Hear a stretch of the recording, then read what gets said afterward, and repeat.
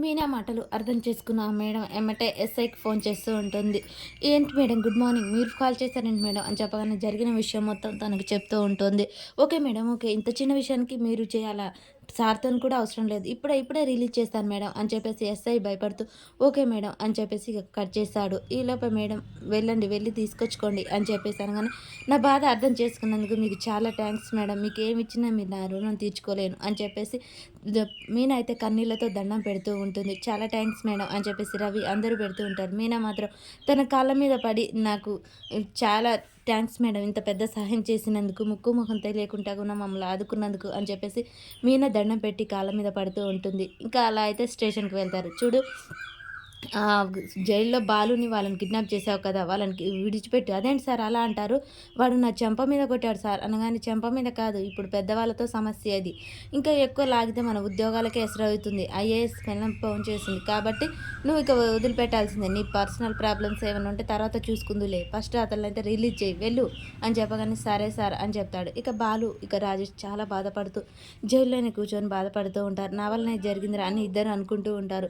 ఇక ఎస్ఐ వచ్చి, చూడు కానిస్టేబుల్ నేను చెప్పినట్టు రాసి వాళ్ళతో సంతకం తీసుకొని వదిలేయి. వాళ్ళని అనగానే, అదేంటి సార్ అలా అది అంతేలే నేను చెప్తున్నాను కదా రాయి కానీ కారు గురించి మాత్రం రాయమాకు అందులో అని చెప్పి, కారు ఎలా అడ్డం పెట్టుకొని నేను ఆడుకుంటాను చూడరా బాలుగా అని చెప్పేసి ఈ కేసు అయితే తన మనసులోనే అనుకుంటాడు. కానిస్టేబుల్ వెళ్ళి వాళ్ళని రిలీజ్ చేద్దామని సంతకం పెడుతురండి అని వాళ్ళకి చెప్తూ ఉంటారు. ఈలోపే మీనా ఇంకా రవి అందరూ కలిసి స్టేషన్‌కొస్తారు. "మళ్ళీ ఎందుకొచ్చార్రా మీరు" అనగానే, "మిమ్మల్ని రిలీజ్ చేస్తున్నారండి. మిమ్మల్ని రిలీజ్ చేస్తున్నారు" అని చెప్పేసి అనగానే బాలు నీరసంగా చూస్తూ ఉంటాడు. రవి వెళ్ళి ఎస్ఐని కలిసొస్తాడు. "సార్ మా అన్నయ్యని వదిలిపెట్టండి. ఫోన్ చేశారు కదా మేడం" అనగానే, "ఆ! ఆ! చేశారు. వెళ్ళు వెళ్ళు. ఈళ్ళతో కానిస్టేబుల్ వీళ్ళిద్దరి దగ్గర సంతకాలు తీసుకొని వాళ్ళని వదిలేయి" అని చెప్పేసి అనగానే, "ఆ! సరే సార్" అనగానే ఇక బాలు, రాజేష్ బయటకొస్తారు. బాలు నడవలేకుండా కింద పడిపోతూ ఉంటాడు. "అయ్యో! అన్నయ్య ఇంతగనం దెబ్బలు తగిలాయి. నన్ను పట్టుకోండి" అని చెప్పేసి మీనా భుజం మీద చెయ్యి వేసుకొని బాలునైతే అలా తీసుకెళ్తూ ఉంటుంది. "మీనా నువ్వు ఏడవకు. ఇక నేను బయటకొచ్చాను కదా! మనం ఏ తప్పు చేయలేదు. ఆ దేవుడున్నాడు" అని చెప్పేసి అలా మీనాను ఓదారుస్తూ ఉంటారు. మీనా బాలుని ఓదారుస్తూ ఉంటుంది. వాళ్ళిద్దరి ప్రేమ చాలా అన్యోన్యంగా ఉంటుంది. అలా వాళ్ళిద్దరినైతే తీసుకెళ్ళి ఇక కానిస్టేబుల్ సంతకాలు చేసి వెళ్ళండి అని చెప్పగానే కానిస్టేబుల్ కాడికెళ్ళి సంతకం చేస్తూ ఉంటాడు. "మా కార్ కీస్ ఇయ్యి సార్" అని చెప్పేసి అడగగానే ఈలోపు ఎస్ఐ అక్కడికి వస్తాడు. రాగానే, "నమస్తే సార్. చూడండి బాగానే రికమెండ్ చేశారు. అంత పెద్ద లెవెల్‌లో బానే పట్టారే" అని చెప్పగానే, "మేము ఏ తప్పు చేయలేదు సార్." "సరే సరే. ఇక నుంచైనా ఒళ్ళు ఇల్లు జాగ్రత్త. భద్రంగా మాట్లాడు. ఎస్ఐల మీదనే చేయి చేసుకుంటావా నువ్వు? నీ నోరు దూకుడు తగ్గించుకోవాలి" అని చెప్పేసి అక్కడి నుంచి వెళ్ళిపోతాడు. "సార్ మేము ఏ తప్పు చేయలేదు. ఎందుకు మమ్మల్ని ఇంత ఇబ్బంది పెడుతున్నారు? తప్పేంటో న్యాయం ఏంటో తెలుసుకోకుండానే మీ కానిస్టేబుల్ మాత్రం మా మీద చేయి వేయొచ్చా?" అని చెప్పగానే, "ఈ నోటి దూలే తగ్గించుకుంటే బాగుంటుంది. లేకుంటే మళ్ళీ ఇలా బుక్ అయ్యావనుకో ఇంకా కేస్ ఫైల్ చేశామనుకో కోర్టుకి వెళ్తుంది. అప్పుడు ఈ మేడమే కాదు ఇంకే మేడం సార్ ఫోన్ చేసినా నువ్వు బయటకొచ్చేదే ఉండదు. జాగ్రత్త" అని చెప్పేసి ఇక అతను వెళ్ళిపోతాడు. ఇక బాలు అయితే సంతకం చేస్తాడు. "సార్ మా కారు కీస్" అని చెప్పేసి అడగగానే ఇంతలో ఇక అక్కడి నుంచి ఈ ఎస్ఐ వస్తూ ఉంటాడు. వచ్చి, "కారు కీసా? ఏంటి మీరు ఏమైనా చిన్న చితక విషయంలో పట్టుబడ్డారనుకున్నారా? కారు బయటకొచ్చేదే లేదు. కారు సీజ్ చేశాం. రేపు కోర్టులో అడ్మిట్ చేస్తాం. తర్వాత కోర్టు కేసు తేలితే అప్పుడు నీ కారు. లేకుంటే లేదు." "ఏంటమ్మా అంత ఈజీగా వస్తున్నారు?" "సార్ ఇప్పుడే మేము మేడానికి ఫోన్ చేస్తాం." "చెయి చెయి. మేడం కార్ ఫోటోతో సహా దొరికిపోయింది. ఇప్పుడు ఆ మేడం కూడా ఇరుక్కుంటుంది. చెయి ఇప్పుడు చెయి ఫోన్" అని చెప్పగానే, "వద్దులే రిస్కు మేడం ఏదో సహాయం చేసిన దాన్ని ఇందులో ఎందుకు ఇరికియాలి" అని చెప్పేసి బాలు అంటాడు.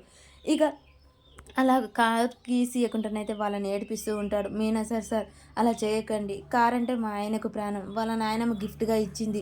ఇక అది తోలకపోతే మా ఇల్లు గడవదు. మళ్ళీ మా జీవితాలు గడవవు సార్. మా పొట్ట మీద కొట్టకండి. దయచేసి మీకు కాళ్ళు పట్టుకుంటాను. కార్ కీస్ ఇవ్వండి" అనగానే, "చూడండి మీరు ఎంత సెంటిమెంట్ డైలాగులు కొట్టినా ఏమి ఇవ్వను. ఎళ్ళండి బయటికి" అని చెప్పేసి కానిస్టేబుల్ చేత అయితే బయటికి గెంటిస్తాడు. ఇక బాలు కార్ దగ్గరకొచ్చి చూసి చాలా బాధపడి ఏడుస్తూ ఉంటాడు. "పర్వాలేదు రండి.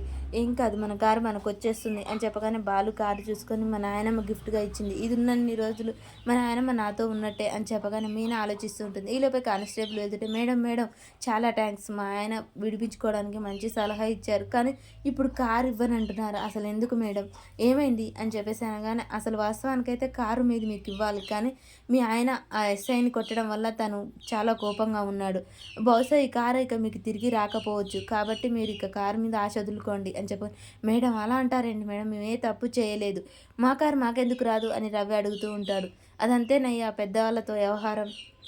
మీ కారు మీకు రాదు అనగానే, మేడం ఏదన్నా ఉపాయం ఉంటే చెప్పండి అని చెప్పేసి మీనా బ్రతిమలాడుతూ ఉంటుంది. సరే కారు రావాలంటే ఒకటే, ఇంక కారు మీద ఫైల్ కాలేదు కాబట్టి మీరు ఈ నైట్‌కి నైటే కారుకు డబ్బులు కట్టి తీసుకెళ్ళండి. రూ. 1,00,000 కడితే కారొస్తుంది. లేకుంటే లేదనగానే, రూ. 1,00,000 అని చెప్పేసి బాధపడుతూ ఇంటికొస్తూ ఉంటారు.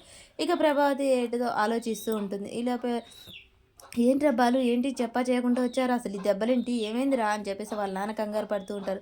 నాన్న రవి జరిగింది మొత్తం చెప్తాడు. ఇలా కారు అరెస్ట్ చేశారు. పోలీసులు కొట్టారు. ఏంటి పోలీసులు కొట్టారా? ఒక్క మాట కూడా చెప్పలేదు. అయ్యో! అన్నయ్యకి బాగా దెబ్బలు తగిలేట్టుంది నాన్న అనగానే, పర్వాలేదు ఫస్ట్ ఇంట్లోకి వెళ్దాం రండి అని చెప్పేసి ఇక అందరూ ఇంట్లోకి వెళ్లి కూర్చుంటారు. అసలేం జరిగిందిరా? అనగానే జరిగింది మొత్తం చెప్తారు. అవునా! అలా జరిగిందా? మరి కారు ఎందుకు ఇవ్వరంట?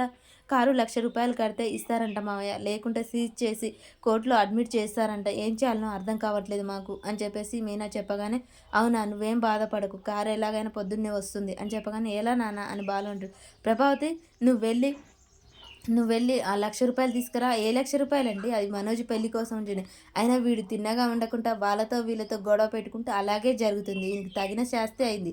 నా కారు అన్నాడు. ఇప్పుడు కారు పోయింది. అలాగే జరగాలి వీనికి అని చెప్పేసి ఇక మనోజ్, ప్రభావతి ఒక్క తీరుగానే మాట్లాడతారు. ప్రభావతి అసలు నువ్వు కన్న తల్లివేనా? ఛీ! ఏం మాట్లాడుతున్నావు? అయినా నిన్నడిగేదేంటి? ఇస్తేనేమో ఆ ₹1,00,000 ఇవ్వు. లేకుంటే ఇల్లు పేపర్లు తాకట్టు పెట్టి నేనే ఇస్తాను వానికి అని చెప్పగానే, ప్రభావతి అయితే షాకింగ్ అయి చూస్తూ ఉంటుంది. ప్రభావతి ఒకసారి షాక్ అవుతుంది. మరి ఇల్లు తాకట్టు పెట్టిన విషయం ఈ దెబ్బతో తెలిసిపోతుందా? లేకుంటే తెలియకుండా ఉండాలనే ముందుగా ₹1,00,000 ఇస్తుందా ప్రభావతి? అసలు ఏం జరుగుతుంది?